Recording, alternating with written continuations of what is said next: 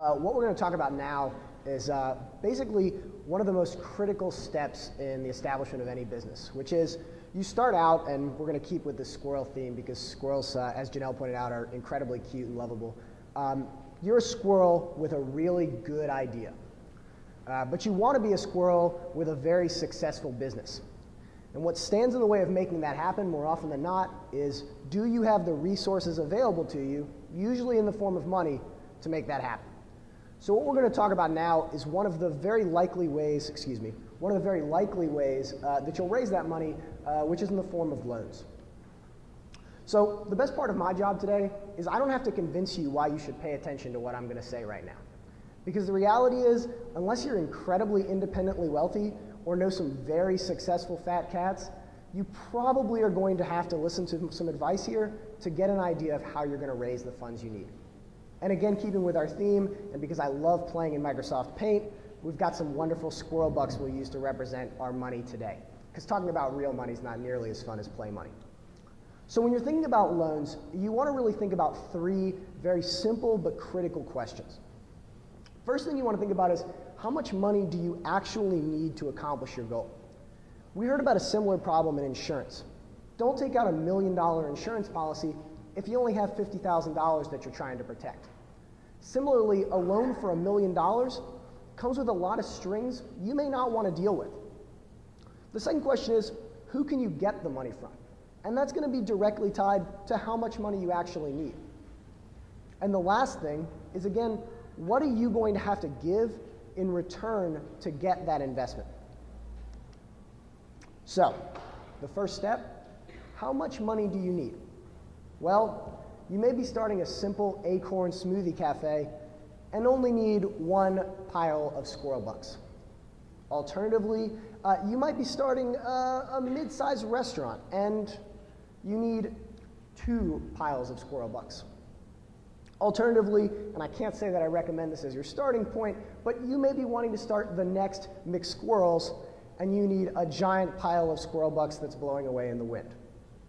We're not going to give a lot of advice about how to get this much money because, to be quite honest with you, it's not probably where you're at and it's not the best starting point. So, let's say that you're looking to raise less than $10,000. If that's the case, and this may come as a shock to you, the best piece of advice I can give you is talk to your friends and family. Janelle came up and talked about one of the securities exemptions, the friends and family exemption, and I cannot stress enough how valuable of a skill of a place that is to start. And the reason for that is because you get to sell yourself. You get to go up to a person who already knows you and say, look at me, I'm trustworthy. You should invest your money in me and give me this opportunity to do this. Just be aware, as Janelle pointed out, you want to make sure you're not breaking the law in the process. But those are really specific questions, and you can direct them to her in that tabling discussion. Now, suppose you need more money than you can raise just by talking to friends and family. If that's the case, you may find that microloans are a great opportunity for you. And what microloans are small loan opportunities done by organizations, oftentimes not-for-profit, with specific strings attached to them. For instance, they might be concerned with you using farm-fresh ingredients that are locally sourced. Or they might be concerned with you having a social justice bent and focusing on serving low-income communities. The trade-off here is that they may have much lower interest rates, and they may not require the same amount of detailed financial information. Now, supposing that, of course, you need the most amount of money, that's where you're going to turn to the traditional banks and credit union loans.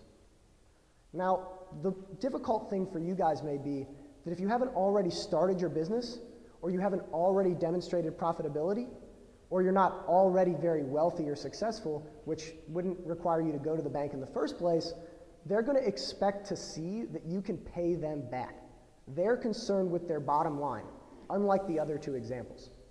So be aware that they may have different expectations about your profitability, about making sure that when they loan you this money, they're going to get it back, and that they're going to get it back at the best interest rate they can for them, not necessarily the best interest rate for you.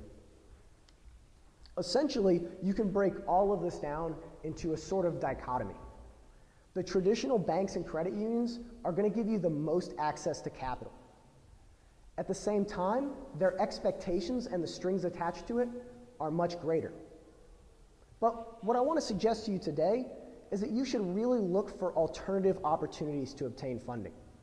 Those microloans, taking advantage of the family and friends exemption.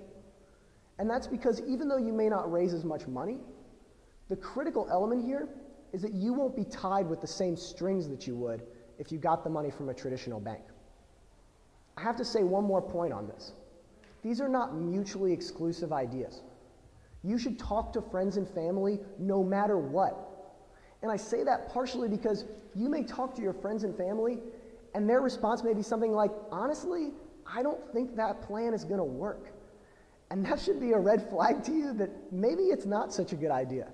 Because if that's the case, a bank is probably going to be even more negative in their response. So just a few takeaways and tips to reflect on when you're thinking about the loan process. Remember to start with that first critical question. Figure out how much money you actually need to accomplish your goals. Again, talk to family and friends, not only because it's going to give you an idea of where your project stands, but because under that exception they can give you money. And also talk to your local chamber of commerce and other business owners. Remember, don't reinvent the wheel on this. As good as your idea is and as new as it is, you're not the first person to try and start a business, and so you should definitely look to the advice of others to be successful. Realize that you need to be honest and passionate about what you're doing. You wouldn't be here today if you weren't very serious about your ideas, and I know you're going to bring that passion when you're going to get loans, but oftentimes the reality is you're selling yourself.